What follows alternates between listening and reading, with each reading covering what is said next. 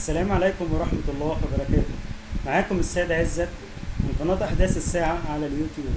وفي حلقتنا النهاردة هتكلم عن تصنيف الفيفا الجديد لمنتخب مصر بعد الصعود لكأس العالم روسيا 2018.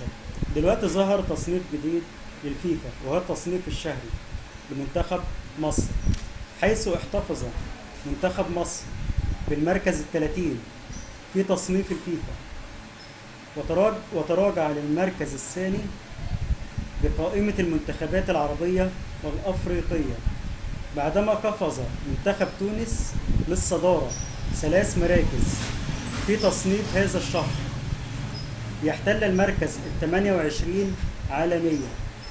ومنتخب مصر تفوق على جميع المنتخبات الآسيوية المتأهلة لكأس العالم 2018، وهم إيران والسعودية واليابان وكوريا الجنوبية.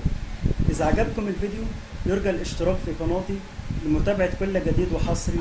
وكان معكم السيد عزت، وشكرا والسلام عليكم ورحمة الله وبركاته.